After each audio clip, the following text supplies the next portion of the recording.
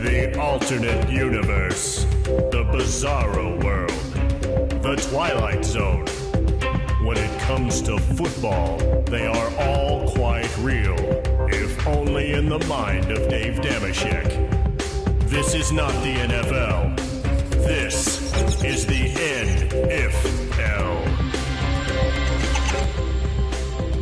You comfy? Good, because it's time for a brand new NFL. Today, let's take a look at how Jim Harbaugh's decision to yank starter Alex Smith in favor of Colin Kaepernick halfway through the 2012 regular season directly impacted who hoisted the Lombardi Trophy in NOLA. We now know Kaepernick jumped in, and the Niners never looked back. Well, except when they were looking at Seattle run away from him in a Week 16 whipping. But what if the younger Coach Harbaugh had stuck with Smith, who had the team on a 20-6 roll over the last year and a half, including getting one Kyle Williams knee away from the previous Super Bowl? Well, the Niners are still plenty good. In fact, they win the game they lost against the Rams when Kaepernick pitched it away. That victory, however, is offset by losses at the revenge-minded Saints and Patriots, who instead of watching slack-jawed as the otherworldly Kaepernick whipped them, are able to handle the earthbound Smith. That means Alex's Niners finish a half game behind the division-winning Seahawks, who claim the NFC's second seed, thereby knocking the Packers down to the 3 seed.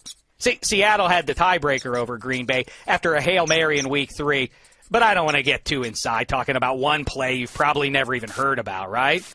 Anywho, in the wild card round, the Packers dump the Vikes and the Niners go to Washington and lose. RG3 Spike clings to the turf, so he's out for the divisional round game in Atlanta. With Kirk Cousins? That's not much fun. Cousins? That's even less fun than brothers. Back it up! The Niners win in D.C., then go to Atlanta, and after falling behind 17-0, win 28-24 on Alex Smith's naked bootleg. Hey, if he can do it to the Saints in 2011, he can do it to the Falcons in 2012. Meantime, over in Seattle, we get the rematch of that Week 3 game, and Russell Wilson doesn't fail to deliver. He's dynamite and unstoppable for the overmatched Packers D. No need for further review here. The Seahawks knock out the Packers. So, it's round 3 for the two NFC West heavyweights. Alex Smith is dynamite, but the Seahawks are dynamiter. They go to the Super Bowl, where they meet the Houston Texans. Yeah, that Niners loss to the Pats I mentioned earlier, it makes New England the number 1 seed, which means they get Baltimore in the divisional round. Flacco beats them 28-13. In the other show, the Broncos host the Texans. Matt Schaub fills the role made famous by Flacco, Lester Jean plays like Jacoby Jones, and Peyton Manning does his best impression of Peyton Manning in January, throwing a big pick in a bad spot. The Ravens fly down to Houston for the AFC title game. Reliant Stadium is the house of the rushers. Foster and Tate dance past the Ravens for the second time in the season in this, Ray Lewis's last game.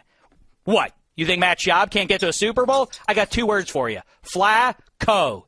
Super Bowl 47, Seahawks v. Texans, Wilson v. Schaub. Who wins? Who cares? Both teams would rather have made it to New Orleans and ended their seasons where they did, and we wouldn't have to hear so much about two brothers. You're welcome from all of us in the NFL. This is the